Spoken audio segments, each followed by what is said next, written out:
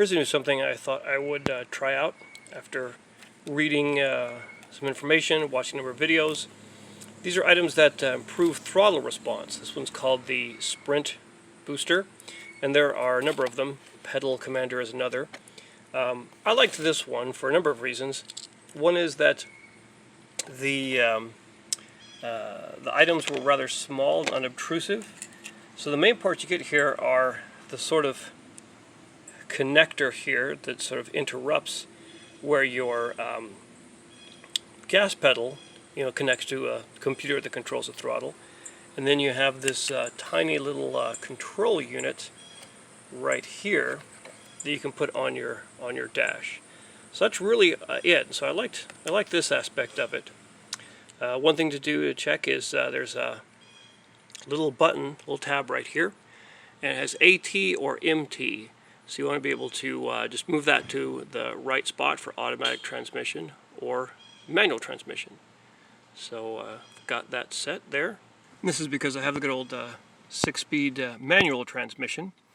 All the reviews and tests I've seen done with this type of item or anything similar, they're all with an automatic transmission vehicle.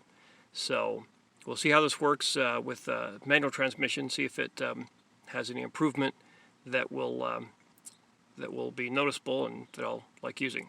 Now here's the gas pedal, and here's the little connector. It took me a while to kind of wiggle that off, and the instructions say to wait 10 minutes after you open the door. Make sure the key's not in the ignition. So guess I've done that. It was kind of tough to get off because there's not a whole lot of play here. It's kind of tight. But I did have to press on this far side. There's a tab, like a little tab here. I kind of pressed in really hard right there to be able to sort of wiggle that up and off. And so then we have, so it just comes straight up there. And so then we have the one side of the connector and the other side, and that's where the new device will go in, right in between those. But yeah, I had to really press hard on this far side and this tab right here to kind of wiggle it and go it straight up. Looking at the directions, it actually says to plug in this controller first. It says as soon as you set the transmission type, automatic or manual, you have to plug this in right away. I'm not sure why, if everything's turned off. So anyway, I've got that plugged in, and then now it's time to attach this to the pedal. So I've done that. This is it right here, and so it snaps. Where is that little guy? There we go. So it snaps down right on top there, and there's a little tab on the side, just like the one I had to press down, and it'll be a little click when it goes into place. And so the next step is just connect it up right here to the connector that goes into your firewall there. And it will look like that. Just clicks in right at the top. So again, this part here is the end of the Sprint booster. There's the other end there. And here's where it just clicks right in to your existing harness. And this spot here is where the controller will plug in, and then you thread that up toward your dash where you can reach it. Now I was looking for something to secure it to, zip tie it or something, but I don't really see anything here I can do that to, and also it's so short, it just sort of sits right here. It's not in the way of the pedals at all. So as it is, it's kind of tucked in there nice and tight. I just, we'll just leave it like that because it's not really going to go anywhere and it's not hanging out, so it shouldn't be a problem. Okay, I just did a little test run around the neighborhood with it in sport mode at 4. And it seems like I could notice a bit of a difference. My head was kind of pushed back into my headrest a bit more than I would have thought. I'm going to adjust this here. I found the buttons a little bit difficult to try and make work. You have to push them in just the right way, kind of straight down as opposed to the side or anything else. But I'm going to try, there we go, sport mode of 9 there. And you might see there's a little dot by the number. A dot means that it's in manual transmission mode as opposed to automatic transmission. Back once again.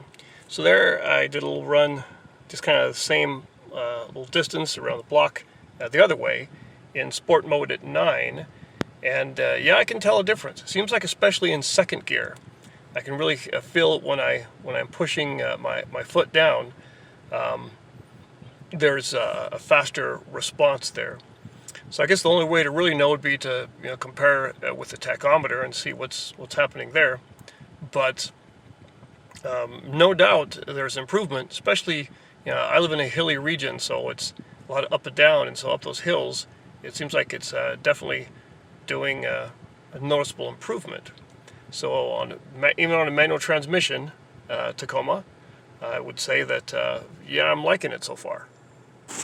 You're probably wondering what the Sprint Booster will actually do for your truck. So I'm going to do an acceleration test here at a stop sign. Now I've got a manual transmission, and I'm going to start off here just doing it normally with the Sprint Booster off. So I'm going to try and accelerate at a pretty good clip. And here we go. Alright, 10 miles an hour, 20 miles an hour, 30 miles an hour, and 40. So that's what it feels like stock. Let's see if there's any difference with the Sprint Booster engaged. So let's try here with a sport setting of 9, and that's what I usually use it as. Okay, all of a sudden 20 miles an hour, and there's 30, and now I'm at 40. So you can really feel it in the low end, especially if you kind of push it. Okay, now I've got it in the race setting of 5. Let's see how this goes. Okay, 10 miles an hour, now I'm at 20, now I'm at 30, now I'm at 40. So you really feel it in the takeoff. Race mode is kind of extreme. I've tried it, and this is just race mode 5, not the highest setting. And I tend to prefer the sport mode.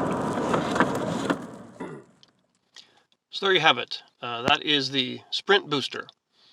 A couple things about it. One thing I would say is if you're off-roading, make sure you turn this off to the position where it's not going to adjust your throttle. That's a little word to the wise there. It's been my experience.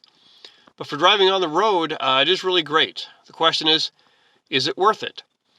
Well, it's going to cost you around $300 unless you were extremely lucky, like me, in how you were able to acquire one. Is it worth it for that? Well, you'll have to be the judge. Try it out first.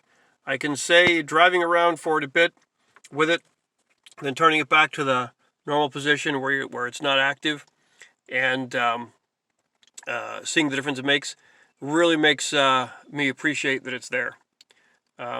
So anyway, that's it. A great item, highly recommended. The question is, do you want to fork out the almost $300 or around $300 it'll be? You'll have to decide. But that's it. A great device, and it will improve how your Tacoma drives.